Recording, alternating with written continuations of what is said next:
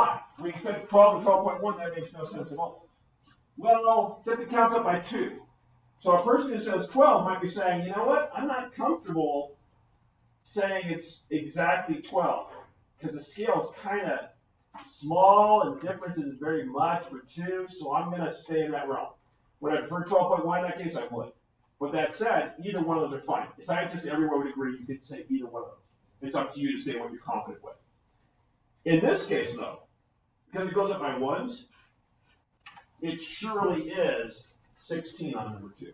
Surely is 16. So if surely is 16, then I have to guess the next digit. If you think it goes slightly underneath, you would say 15.9. If you think it's right on, 16.0. That's 16.0. And then if you're like, it looks like it's slightly above, you might say 16.1. It's a little high, but okay. That's acceptable, right? Last one to guess. You guessed correct. That's fine. You did 16.2. I just kind of look at it and go, I don't see 16. Remember, we're measuring the bottom, right? Okay, all right. Okay, try 3s and 4s. Just go do those 2 without any more help.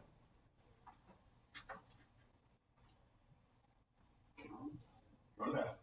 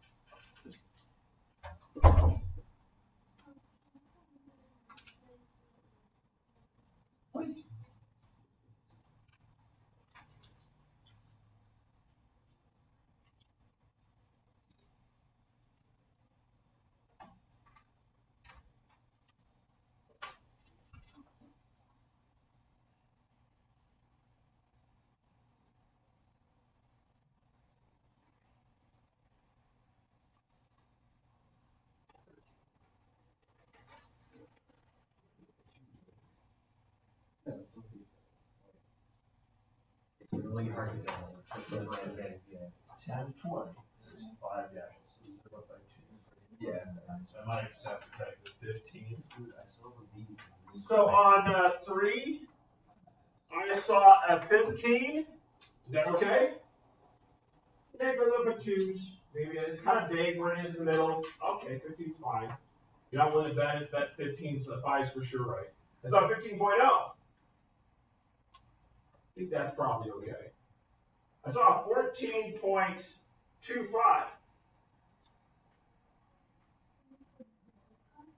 14.5 probably. Well, that's a real stretch. 14.25? Things are betting your baby on a 14.2. I'm sorry, your child's going to love. Don't do that. Don't do that. That last digit you're writing down there is way too much. You understand why? Because it's set up in 2s, right?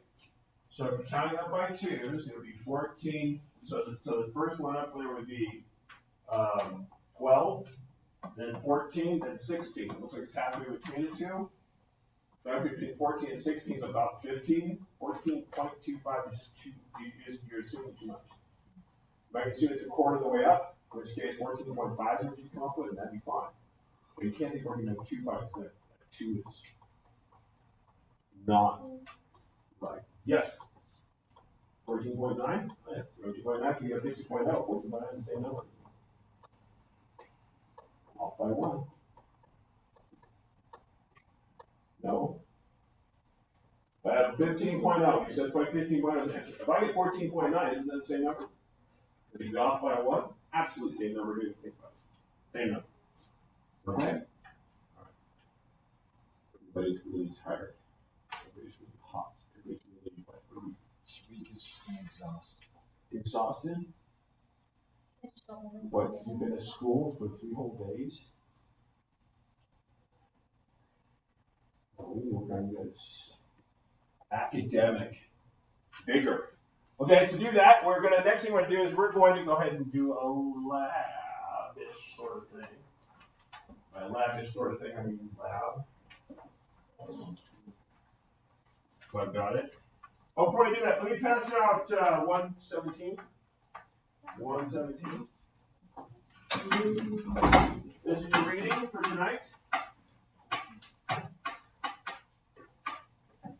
And we're getting to 117. After you never go much past 120, so you got 27 minutes. Uh-oh. We're getting close to the end. Didn't run much, so that's good. Does that mean a test? So what? Does that mean a test? It's coming. Coming soon. Do you do binder checks? No, but on the day of the test, and any time in between, I can say, give me this assignment, and you just have to give it to them. You have no option. So I don't ask you to show me a pretty binder with all the papers in there. Instead, what I ask you is, give me assignment 1 now. Maybe you do that. I haven't done that yet. All right, everybody, get an assignment 1-6 and give it to me. Yeah, I could have got to do that. 1-6, 1-6. That's the middle row. That's the middle row, pretty. 1-6. Kind of fun. You've done this a while. 1-6. With my 1-6er, you'll get out fast. If you need binder check because you can get out fast no matter what I ask for. Oh, 1-6, 1-6, and 1-6 for me on it. 1-6, 1-6. And we got 1-6 in this row. 1-6, 1-6. You should be after 1-5 before 1-7. Start putting things away so you can find things. Otherwise, no credit for you. Yeah. That's it. Pass my One this chunk, two this chunk. Who's my third? That's not mine. Is this the one you got? No. Get a little faster if it comes really late. Elijah, what's your last name? Oh, and that's Galicia. What? Galicia. Okay. She's been G on there, right? Galicia, that'd be even better. That way you can find your name. They're alphabetically in the box. Okay. With that in mind, I passed out the density thing. That's what you're going to be working on tonight or tomorrow night at your leisure, or anytime during the weekend, I guess, as well. Density is something you should be familiar with. If you're not, it'll be side reading for you and brand new. Yes? Okay, so here's what you do. Because you are officially late. So here's the scam you do. Get the scam? You quietly get under your chair. Nothing going to see. Maybe you yawn. And then you walk slowly to the back of the room. And you go right to where it says Chem. You try to slip it in there. Now, in no time do you lie to me, because then I'll remember that forever you turned it in late and it's going to be half credit. But if you get it in there in a way that I don't notice, it's hard for me to say I was mark it late. Okay, so everybody saw that, right? Slip it in there if you have to. Do what you have to do. Because I know some scam artists are going to do it, so I'm not going to punch a person and tell me, hey, I'm going to do this. Okay, you know? Okay, all right, where am I at? This is riveting, probably the recording is really great. Not a single thing right up there. Okay, so let's go left. Let's go pass it to left. I was done with 114. Oh no, we're gonna come back to it. We're gonna come back to it, but we now know how to measure something that's in a liquid form, so we're gonna do that now. All right, backpack needs to come down for those things. Okay, everybody that's in a desk on this side of the room, you're now going to move your desks until it hits the desk over there. Go!